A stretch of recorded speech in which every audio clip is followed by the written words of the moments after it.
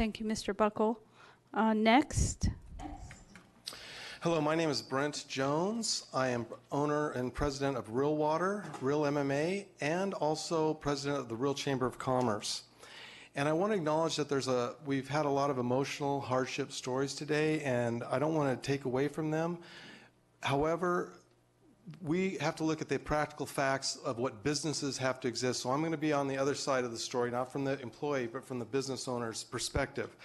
Now, it'd be nice if we could just wish everybody a grand wage. In fact, a company last year tried to do this and said all their employees got $70,000 a year because that's what they needed to live in San Francisco.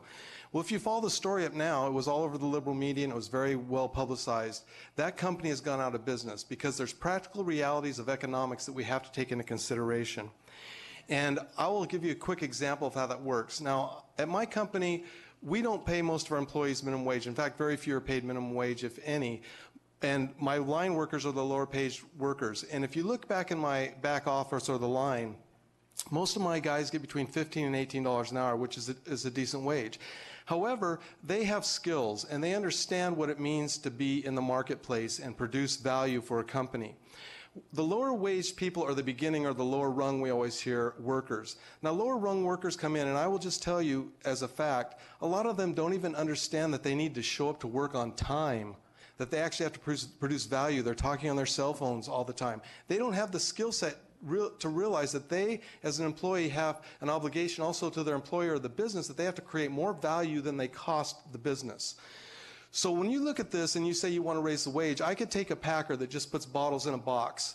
And when that wage costs me more than $1,800 to $2,000 a month, you know what I do? I call my machine supplier and say, what's it cost to automate this process? Well, your lease is going to be $2,200 a month for this machine. Okay?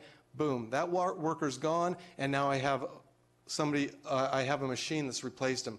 That's the reality of what happens when you require these low-wage people. Now, it was nice to hear from all these professors and unions. I would just like to say if professors and unions ever signed in front of a check, they could go ahead and create businesses themselves, and then they could pay their workers as much as they want. They could pay them $100, $50 an hour, whatever they want. But the reality is there's lots of risks associated with creating business, and businesses have to adhere to the price and economic realities of business. And I'd like to close out by saying, if this committee is really interested in helping those that they purport to help, then they would allow those that want to get on the first rung of the business to be able to have the opportunity to get on that first rung and learn what it takes to actually produce and participate in the workforce, and then move their way up to where they can make a better wage. Because the minimum wage is not for a living wage, it's for a beginning wage. Thank you. Thank you, Mr. Jones. We're going to go to here in Carson City. Mr. Muradkin, if you'd like to start.